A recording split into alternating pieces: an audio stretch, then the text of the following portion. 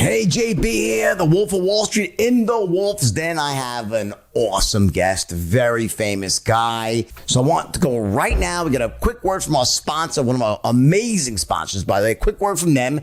Then we'll get right into this interview. You're going to be really, really glad you watched this one. All right, here's the deal. As America gets back to work, you need every possible advantage to succeed in the new economy. The bottom line is that smart companies run on NetSuite by Oracle. This is the world's #1 cloud-based business system. NetSuite gives you visibility and control over your financials, your HR, your inventory, e-commerce, and everything else you need all in one spot. And let me just tell you something. If you're not on top of your numbers, then your numbers are going to be on top of you. Whether you're doing 100 million a year, hundreds of millions a year, a million a year, NetSuite lets you manage every penny with precision. Bottom line, you'll have the ability to compete with anyone, work from anywhere, and run your whole company right from your phone. You want to join 20,000 companies, 20,000 who trust NetSuite to make that happen. Listen, NetSuite surveyed hundreds of business leaders and assembled a playbook of the top strategies they're using right now as America reopens for business. You need to watch this. You need to see this. So receive your free guide. It's called 7 Action Businesses Need to Take Now, and schedule your free product tour at netsuite.com/wolf. That's netsuite.com/wolf. Listen, you know I don't endorse a lot of companies, right? This is one I believe in. You want to check this out. Listen, Larry Ellison, Oracle, business genius, NetSuite, best of breed software by a country mile. So if you're in business and you don't at least check out these 7 strategies that you need to take right now, actions, come on, what's the worst that could happen? At least go check this out. See what the smartest business people in the world are doing right now to maximize this rocket ship up we're about to witness after coronavirus. You need to check this out. So again, one more time, netsuite.com/wolf. That's netsuite.com/wolf. You want to do this right now. All right, ready for the future of banking? Check out azlo.com, AZLO. It's a frictionless way to open up a new account, run your business, invoice. It does everything. There's no minimum balance, no overdraft charges. Check out azlo, azlo.com/wolf. Check it out right now. It's a great solution for banking. All right, Ryan Holiday, thanks for coming on. I got a lot of questions I want to ask you, starting with, how did you get started writing your first book?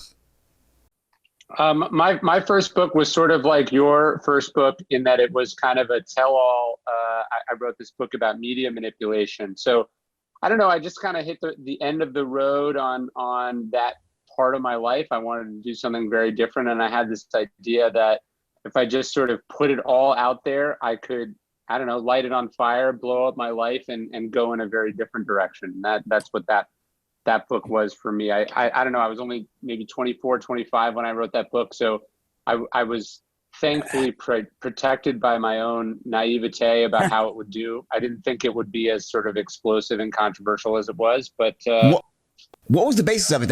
What was controversial about it?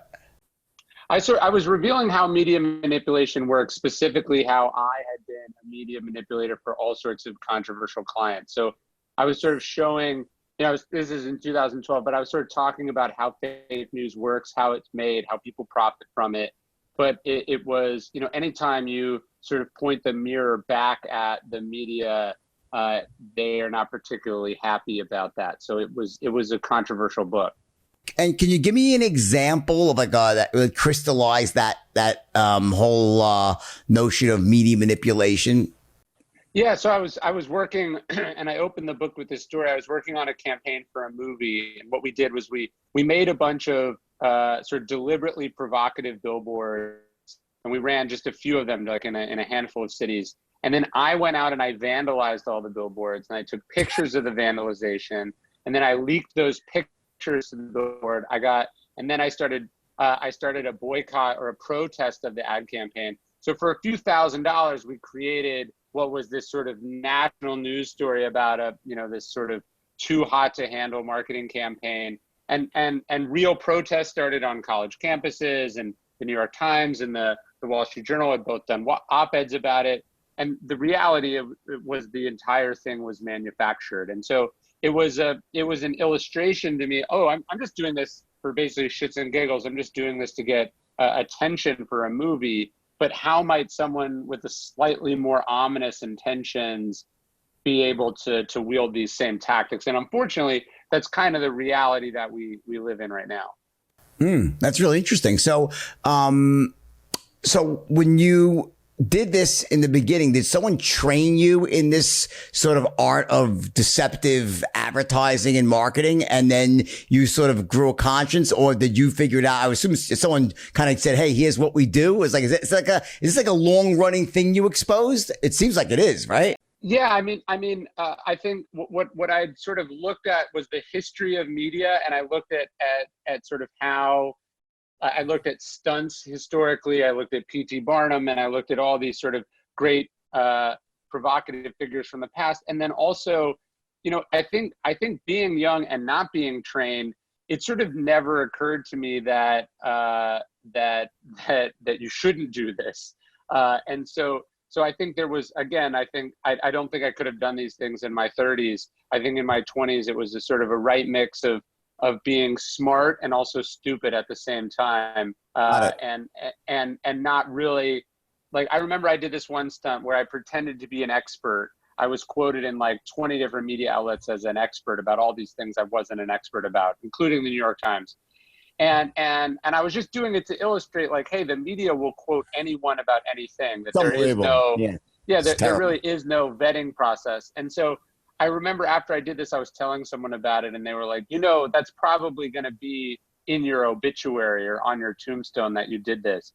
And I was like, oh shit, like, you're right. I had not thought about the implications. All I was thinking of was, this would be fun to do. This would be a challenge to do. This would accomplish what I wanted to accomplish. And so I sort of look back at my sort of startling lack of foresight there. Right. And so it reminds me almost like of Mad Men. Like you ever see the TV show Mad Men? Yeah. Right. There was one episode where these women were fighting over, I think it was toilet paper or something like that. And they staged the whole thing in the store to get media attention. Right. So that's really been going on for a long time, huh? Yeah. I mean, that's been going on for hundreds of years. The idea of a publicity stunt, the idea of a sort of and this happens in politics. It happens in business. It happens in finance, as you know. Humans are humans, and we are easily excited. We are easily deceived. We see what we want to see, and I think sometimes people are surprised at how thin the actual defenses are against these tactics. And ultimately, I wrote the book sort of having woken up and realizing again, okay, I'm doing this for a fashion brand, or I'm doing this for a tech company, or I'm doing this for an author. Again, what if I'm a Russian agent, and my job is I don't even need this to be profitable. I just need to piss people off. It's success for me is just disunity or confusion or sort of divisiveness. And ultimately, I was kind of writing the book. I sort of, this is somewhat self-serving, but I'm sure you can relate to it. I was thinking, like, hey, look, I'm like a computer hacker. I've hacked into this system. I was doing it for the challenge of it. But now that I'm inside, I realize, oh shit, there's a lot of information in here that people should not be so easily able to access. And so kind of the idea on the book is like, I'm going to show how this works. I'm not going to pull any punches. I'm not going to try to make myself look like a good guy. I'm just going to show how it works. And hopefully, ideally, people will close these loopholes as a function of me having written the book. And that kind of didn't happen.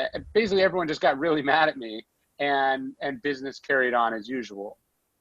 Why do you think it is that the media is so easy? Like, I know with myself, like this, they write whatever they want. There's no truth in journalism. Like, I just had something recently where I did some newsletter service said, can you do a product like on the inner game of success for like traders? Like, nothing about stocks, just about like mindset, like managing fear.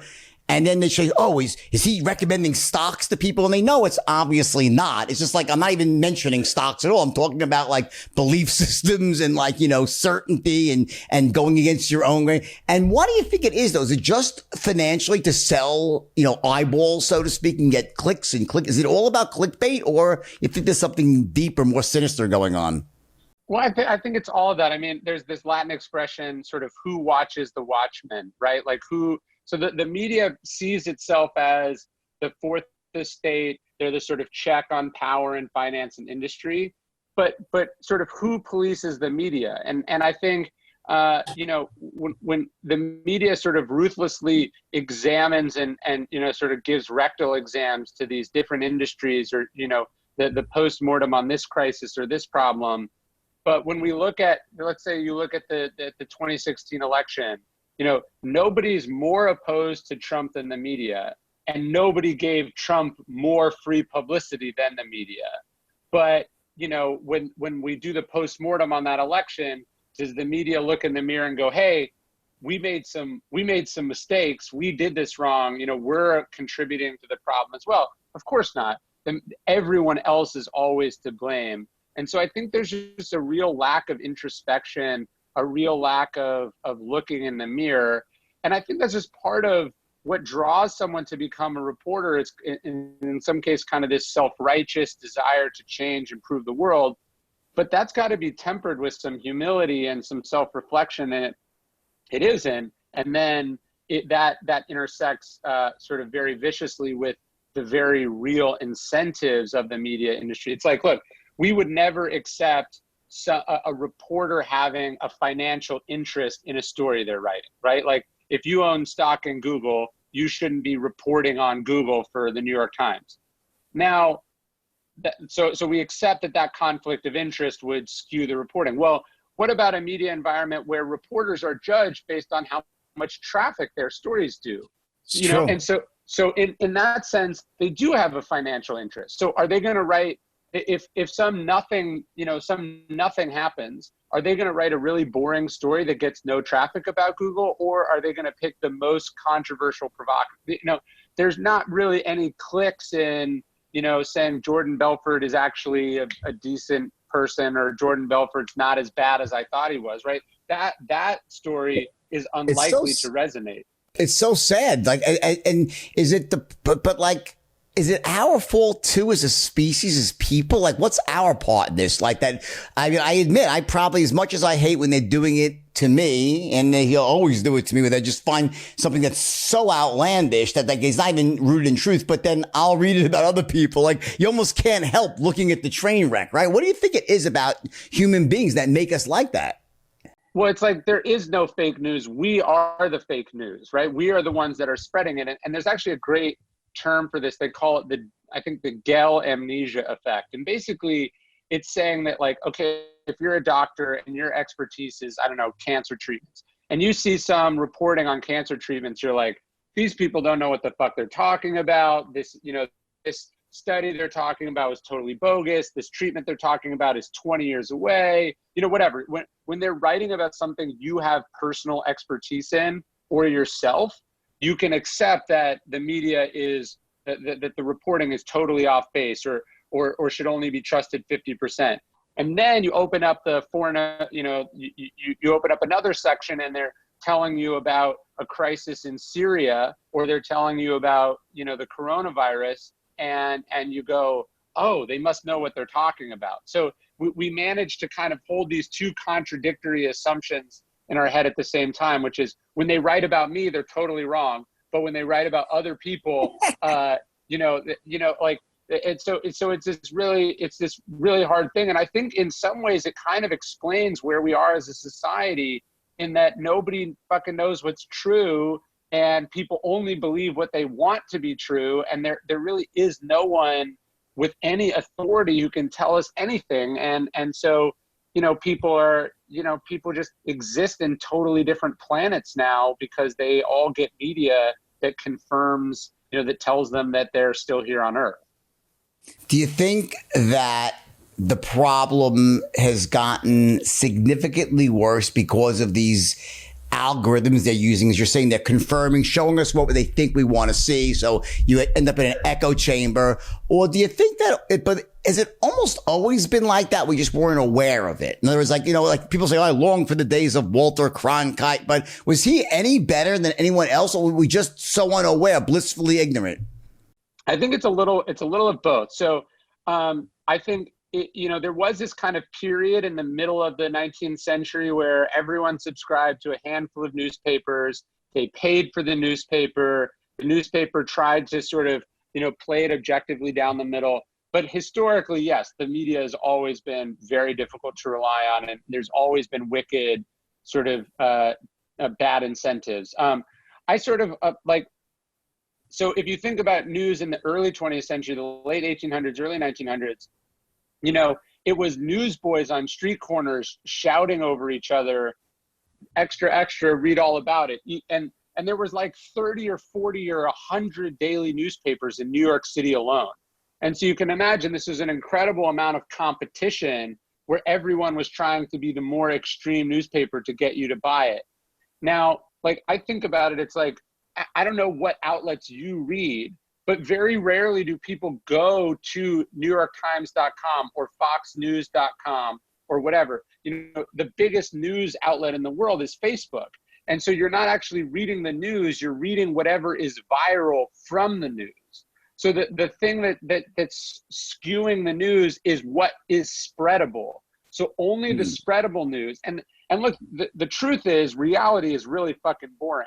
Most of what has happened is not interesting. So the only thing that spreads is what's provocative, that makes you angry. They did a study a few years ago. The number one predictor of virality in a news story was how angry it makes the person reading it, right? You never read an article and you're like, that was okay. I'm going to send this to everyone I know, right? You're like, I can't fucking believe they said this. How this is so wrong. This is so stupid. Or how dare he? How dare she? So it shouldn't surprise us that the news makes us angry and is extreme if extreme is what makes us share things, and it's through virality that the media attracts its audience, which it then sells to advertisers. How do you fix this, though? So here's the problem. I mean, this is a really good topic, Ron. It's not something, I talk about this a lot with various guests, but it seems like this is really your area of expertise. And I just wonder what you can do given the way that the platforms operate right now and human behavior as it is. It seems like we're on this sinking ship and you're watching it go down and it's a disaster. Everyone's dying in slow motion. The country gets more and more divided on a daily, moment by moment basis. And what can you do? What's the answer? Is there an answer? I mean, I think everyone should start by consuming 80% less news. You know what I mean? People are following the news in real time. And it's unless you run a hedge fund, unless you're a political pollster, unless you're in one of these professions where you're actually making decisions on this information, you're actually just consuming second-rate entertainment. It's I'd rather people be watching Netflix, whatever they want to watch on Netflix, than half the population watching MSNBC and CNN and the other half watching Fox News, because even ironically, the news is not even the news anymore, right? Fox News is 80% opinion shows and 20% news. And even it's because politics are so divisive, it's zoom out. ESPN is 30% sports and 70% people who are not athletes commenting on athletes and what they might do and didn't do. You look at the question at the bottom of the screen and it's should LeBron James have gone to his left last night? And it's well, he already fucking did, so it doesn't matter. You know what I mean? It's just endless speculation. The news is one thing. The news is information, and information can be accurate or inaccurate. What the media companies have really figured out is that people have an insatiable appetite for speculation about the news, right? So it's like the State of the Union happens, and then instead of okay, I've watched the State of the Union, now I can go back to watching, a comedy. People tune in, whether they're on the left or the right, for speculation about whether the president did a good job or a bad job. Did he spin right? Did he do this? What's the Democrats' reaction to me? And it's the same for CNBC. I mean, CNBC is what do you think Amazon's earnings will be in 6 minutes? It's like, why don't we just wait 6 minutes and that question will answer itself, So it's just this endless, it's like this fake reality that people have been deceived. People think that their obligation as citizens is to be informed, and watching the news is probably the single worst way to be informed. So go read a book, you know what I mean? Go take a walk outside or have a conversation with a smart person. I couldn't agree with you more. And the reason I'm pausing here is I'm just wondering, like, where this goes. Like, I think we're at this incredibly toxic point, really, in society right now that is, I mean, I can't even turn on the news now without being inflamed within literally 20 seconds. It's like I will not watch. I stop. I can't even watch Fox. I lean to the right versus the left. I'm mostly a libertarian, but I lean right versus left. All right. When it comes to fiscal issues, I'm socially very liberal. All right. But I can't watch even Fox anymore because all they look to do now is pick one point that the left said and then just make them into the most vicious, cunning animals. So it's almost like by watching even what someone that might have views more aligned to mine, they will sit there and take something that the left did and point to it. And it's like so enraging because when you see some of the things that the left says in a vacuum, they're really enraging. Like, if you're not in alignment, it's enraging to me. And likewise, I'm sure when the left looks at the right and sees some of the things they say in a vacuum, they're absolutely enraging because the context has been removed from it.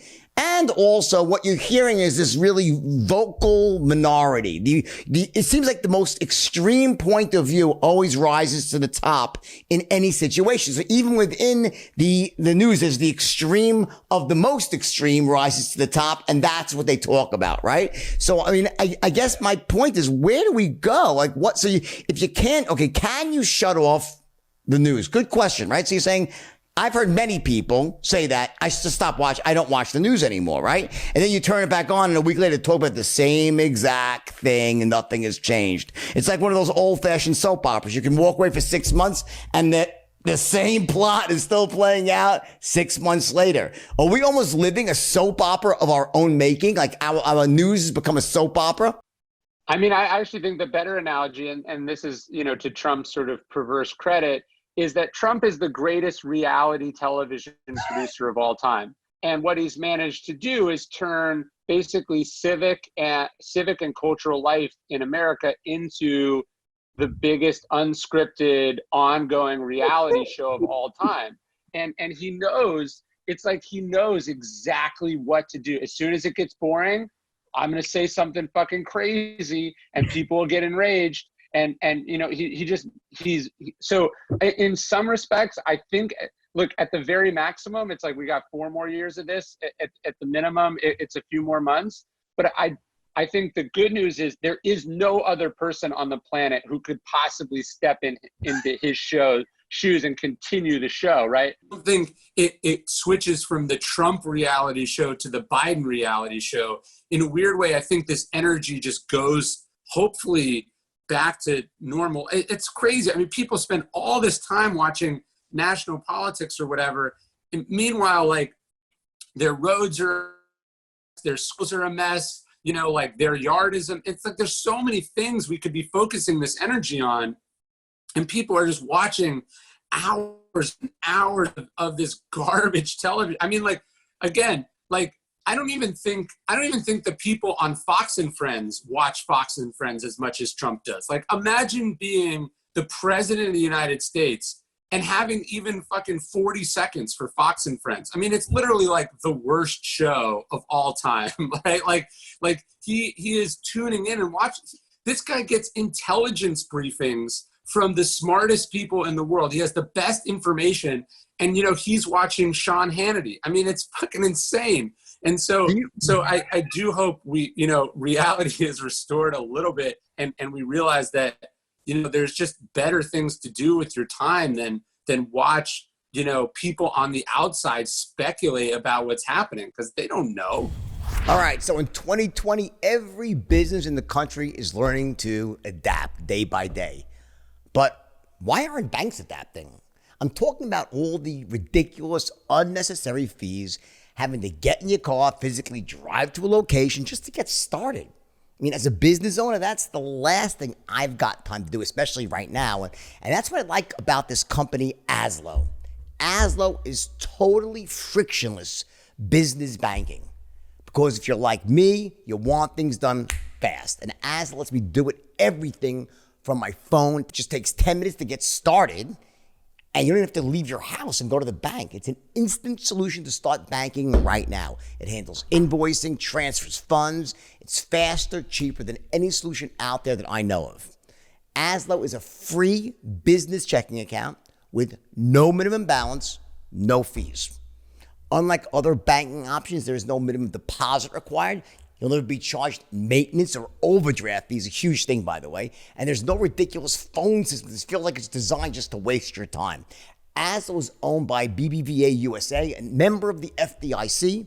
So they've got a great team behind them as well. I've got to tell you, as a business owner myself, the ease of use, the fact they never ding me with ridiculous fees, the simple invoicing, and Aslo's customer service team that actually understands people's needs, I got to say that it is a top-notch service. I don't get that at a normal bank, and you won't either. So again, sign up right now with no minimum deposit at Aslo, A-Z-L-O, Aslo.com/wolf, W-O-L-F. That's Aslo.com/wolf. And also, when you sign up, get a free copy of Aslo's Small Business Starter Guide. Again, that's spelled AZLO.com/wolf. Sign up now with a free Small Business Starter Guide, and there's no minimum deposit. That's Aslo.com/wolf. What do you think about the way the media manipulated coronavirus? Yeah. So I mean, look, coronavirus is very real, and 170,000 Americans have died of it, and yet it somehow sort of consumed the entire universe. I don't know. I mean, when you talk about manipulation, what are you pointing to? What do you feel what like? I mean is that I'm just talking about, forget about, I mean, obviously there's a virus, right? I think we know there's a virus, right? What I'm saying is, do you think that it's been accurately portrayed in the media, or do you think the media has manipulated it on both sides, whether it's the left or right? Do you think people are manipulating it for their own ends, or you think it's an accurate portrayal of what's going on right now?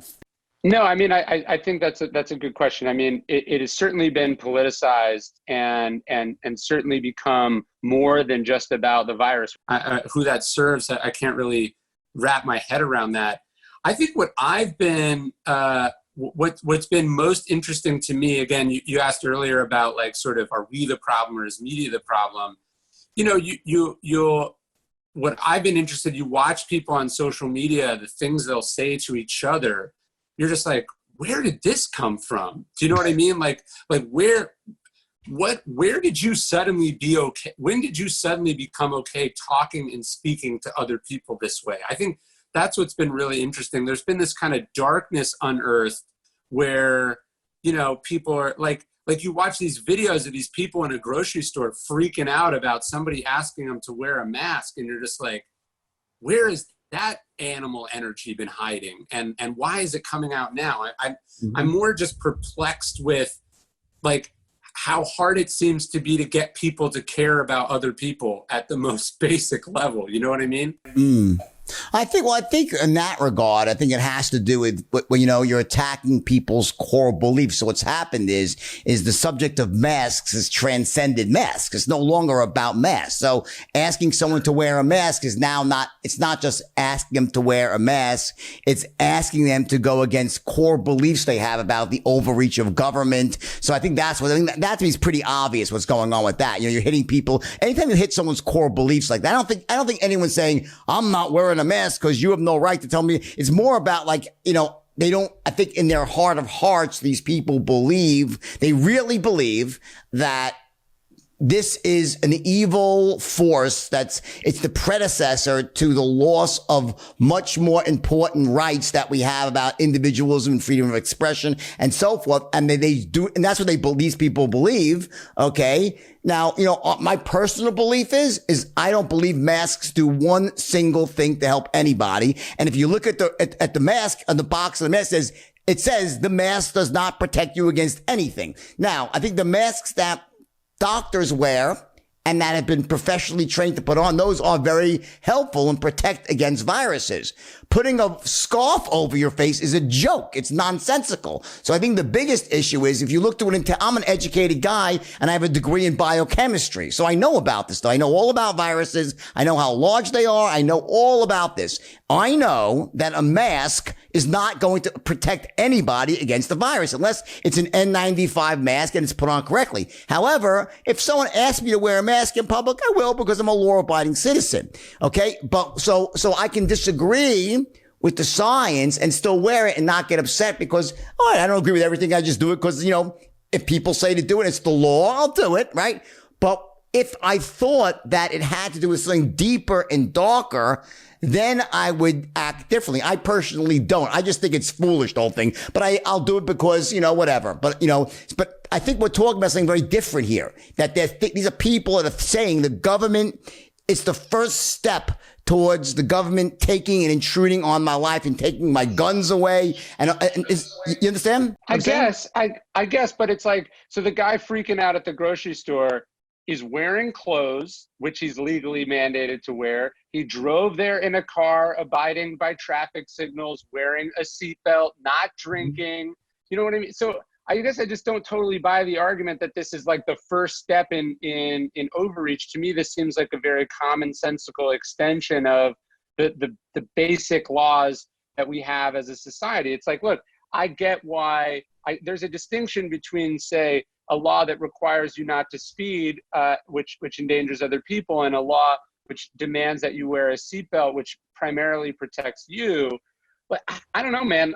As far as masks go, I'm not a scientist, but if I sprayed a can of spray paint openly in this room, I'd see the particles. If I sprayed it through this T-shirt, I'd see less of the particles. Like, yeah, but your eyes are not, the viruses are so small you can't even see them with a microscope. Before the 20s or 30s, before electron microscopes, they couldn't even see viruses. They're that tiny. So the equivalent of a mask with a virus is like, imagine you're standing in front of a chain link fence and you say, don't shoot me with a pea shooter because you won't catch me because I'm behind the fence. It doesn't help you.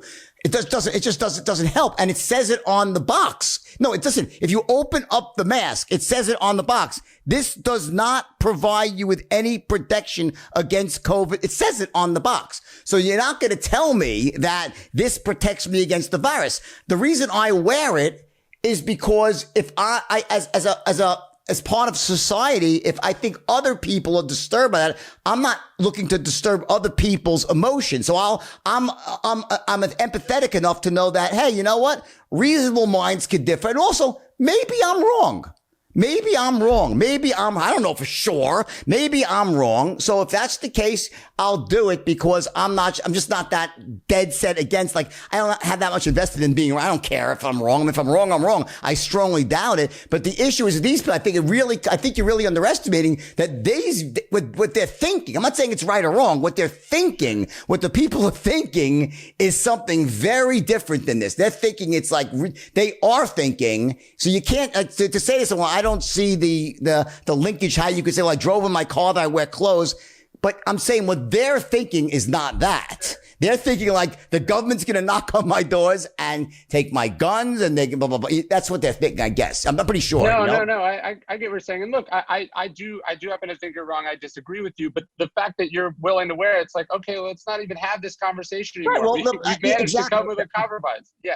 Yeah, I think the point is, but there's so many things that I don't agree with, and I'm sure that you don't agree with. You do anyway, just to be part of society. The question really is, though, is this being inflamed, though? Is the media like trying to create division? Because why should there be so much division? There should not be this much division about something. It should be like, all right, whatever, I'll wear a mask. If they want, it shouldn't be that much division, and yet there is. And that's what really the point of what role does the media play? Are they purposely, it almost sometimes feels like they're purposely trying to divide us, or is it just that an unintended consequence of trying to make as much money as you can because controversy and division creates more eyeballs and I sell my ads for more money? Is it just an unintended consequence? Well, so I think one thing I would point out, you were talking about what these people are thinking. And I actually think that's like sort of an operative word. One of the things that I've kind of figured out philosophically that I try to live my life by is I'm not sure these people are thinking at all. I think they're having a very emotional reaction. And so one of the things I think the media has done very poorly, and politically we've done very poorly, and just as a society seem to have lost our ability to understand, is if someone has an emotional view about something, you're very unlikely to get them to change that emotion by yelling at them, by telling them that they're stupid, by bombarding them with facts, right? And so we seem to have this, it's like, there's a great saying, you can't reason a person out of a position they didn't reason themselves into. You know what I mean? And so, so I think people are having an emotional reaction, and it's probably it could be due to the fact that they lost their job. It could be due to the fact that they're afraid. It could be due to the fact that they're stupid. It could be due to a lot of different factors. But if we want to get people to do something that we think we need them to do, attacking them and berating them is probably not the way to do it.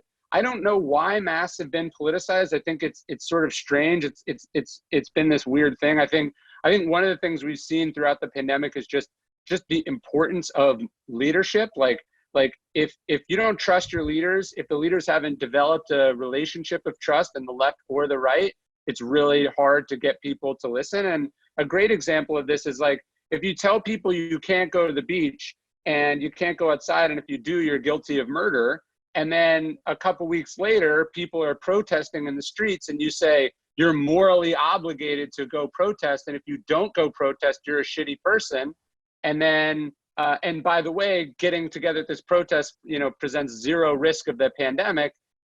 Well, now people are just confused, and you've argued two contradictory points. And so I think these things have just, it's like everything has been politicized. This is a very good point. So I think also, by the way, if you look at, I guess you go back to the masks, right? What you're saying plays into that. Like it's like you say, wait, wear a mask. First they say, don't wear a mask.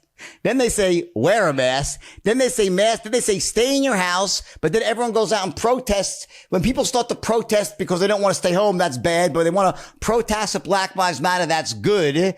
And so that's, I think, a big issue is like that, the inconsistency, and especially from like with masks, like it was never been a clear cut message. So I think, but that's part of that is probably innocence and just people learning. In other words, I think with the mask stuff, with the CDC changing their stance on things, is probably more like them, they're probably trying their best, and they probably said they didn't want to create panic. They said, oh, maybe we so I don't think it's really anything Machiavellian there so much, but there definitely is something Machiavellian going on with like saying, do protest, don't protest, these protests are good, those are not bad. Getting past all this for a second, in terms of as a business, so you work with a lot of business owners and athletes, right? Mm-hmm.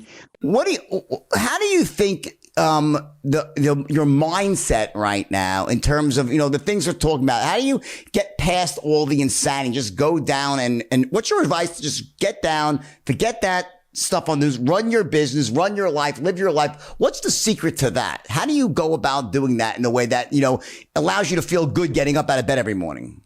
Yeah, I posted this quote from Marcus Aurelius this morning on Daily Stoics Instagram, which I love. He just says, ask yourself with everything you do, is this essential? And I think that's a question people have trouble asking. Like we're obsessed with trivial, insignificant things. And then the things that really matter, we ignore, we put off, or we delay. And so I think what I think you see with great, whether it's investors or great athletes or great business people or just, wise human beings, is they're very calm, they're very still, and they have zeroed in on the shit that matters, and they're able to tune out all the things that don't matter. I spoke to the Cleveland Browns last year at the beginning of the season, and it was one of the things I talked about. And I was just reading an interview from Baker Mayfield, and he was talking about how he basically lost his head last season focusing on things that don't matter, whether it's social media, focusing on what the media was saying, focusing on issues with the team. It's really hard to be an NFL quarterback. You've got like 3 seconds to release the ball. It's really hard to hit a pitch to hit a pitch at 96 miles an hour, and you've got like 400 milliseconds to swing and hit a pitch in a major league game. It's really hard to know the right thing to do in this situation or that situation. And so if you are focused on extraneous things, if you have taken your eye off the ball, so to speak, you're not going to be able to do it. And so people seem to think they're so talented, they're so brilliant that they can be scrolling Twitter at the same time they're making multi-million-dollar decisions. And it's like, you are not as good at concentrating and multitasking as you think you are. And so I think focus is really, really, really important. It's hard to have a relationship if your mind is, on your inbox all the time. And people need to do a better job focusing. How do you do? So you worked with Tim Ferriss before. I'm a big fan of him. I like Tim, right? Yeah, I did. I've done the marketing on a handful of his books. Nice guy. So what do you think about Tim's? I think one of Tim's strategies overall is like sort of shortcutting things, like hacking human existence. Like you could basically see what someone else is doing really well and model that expert and sort of pick up those skills. What are your thoughts on that in terms of in day-to-day life for people that are just trying to make money and have fun? I think it's a balance, right? It's like, are you learning from them? Are you learning from their painful trial and error and thus getting better? That's great. Are you just trying to find a shortcut and not have to do the hard work? That's probably not going to work out yet. So I think it's a balance. Like, I'm always looking for the elimination of steps that don't need to be there.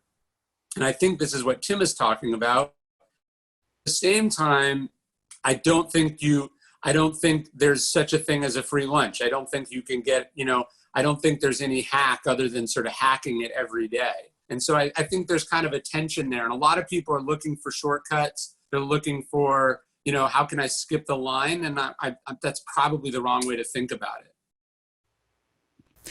And would you say, like, for you, what's your overall philosophy, your general, like, the Stoic, what's the actual page called? The Stoic, what is it called? Yeah. So I mean, look, at the core of Stoicism, which is sort of what I write about now, the Stoic basically says, look, I don't control the world around me, but I control how I respond. I control my emotions. I control my opinions. I control my judgments. I control the actions that I take, and I control the kind of the willpower, the tenacity that I bring to the things that I do. And so I try to spend a lot of time separating things into the bucket of what I control and the bucket that I don't. I try to have a sort of a code, a set of standards that I hold myself and my work to. And then I try not to spend a lot of time or energy focusing on what other people are doing or what other people are saying about what I'm doing, because, I'm busy doing it. And how long do you actively live this yourself? So you living yourself day to day, and for how long? Wait, say that again? Is this something that you are living, you're living this way, like you try to adhere to this principle yourself in your daily life? Yeah, I think, people tend to think philosophy is this kind of this abstraction or maybe this thing you study in college. And I think in the ancient world, philosophy was something you lived by. It's something you were as a person, like Cato, the younger, that was one of the famous Stoics. He didn't write anything down. And so you might go, well, how is he a philosopher? Was a philosopher in the same way that Socrates didn't write anything either. They were philosophers in the way that they lived and their ideas about the world. And then most importantly, how they applied those ideas in very real practical situations. And so, yeah, we tend to have this idea of, as a philosopher, as this kind of like turtleneck university professor. I think a philosopher is a, you know, a man or a woman of action, someone like doing shit in the real world. So I try to think about philosophy in that sense. So yeah, I try to live by these ideas. The virtues of Stoicism are courage, moderation, justice, and wisdom. So, you know, those are the sort of touch points that I'm always trying to stay close to. I'm not saying that I never mess up. I certainly do. And I'm not saying I've lived my life perfectly, but I do like to think I'm sort of moving towards them as I get older and as I get more experience. Got it. What's the best way? So for my, you know, people listen to this podcast, right? How do they follow you? What's like number one way? Like, is there a book they should read about you? Is there a site they should, how do they get this dose of, you know, of your wisdom? Yeah. So every day I do an email about Stoic philosophy that's called Daily Stoic, which you can see at dailystoic.com. Every day there's a quote on Instagram at Daily Stoic, which has almost 1 million followers. And then there is a book called Daily Stoic as well, which is 1 page a day. I've written almost 10 books now, I think 10 books. So you can check out obviously any of the books under my name. But again, the idea of the philosophy, like we go, oh, I read that book like 10 years ago, I got it. That's not really what Stoicism is about. Stoicism is supposed to be this practice. So every morning I sit down with a journal and I kind of write about these ideas and I explore them. And it's kind of about having like a dialogue with yourself in the way that a Buddhist might sit and meditate. The Stoic wants to kind of sit with the material and go, okay, what am I likely to face today? How is this going to go? How am I prepared for it? What am I willing to do, not willing to do? You know, what am I trying to accomplish? It's kind of about questions that you ask yourself. And I don't know about you, but I feel like the times in my life when I've gotten the furthest from where I want to be, whether it was the media stuff we were talking about or just things in my personal life, I think at the root of those sort of, you know, dead ends that I went down, the dead end was defined by a lack of self-reflection. I wasn't asking myself enough questions about, is this really what I want? Is this who I want to be? Is this something I'm proud of? You know, is this giving me what I thought it would give me? You know, those are I think it's not asking yourself those questions over a long enough period that you wake up one day and you're like, who am I? What is this? This is not what I should be doing. Got it. So what's the exact website for you again? Let's hear it. Let me say it again. It's Daily Stoic. Yeah, dailystoic.com. There's a podcast too, the Daily Stoic, if you just want to listen to the email. It's like 2 minutes a day. Awesome. Well, listen, you're a really smart guy. We're out of time here. But listen, thanks for coming on, buddy. Everyone, share this with your friends. Check out the Daily Stoic, great philosophy to live by. And everybody get along and stop watching so much stupid, dumb, ridiculous, fake or real news. Either way. All right. Thanks a lot, buddy. Take care. Appreciate it. Thank you. Bye-bye. Good luck. All right, here's the deal. As America gets back to work, you want and need every possible advantage out there to succeed in the new economy.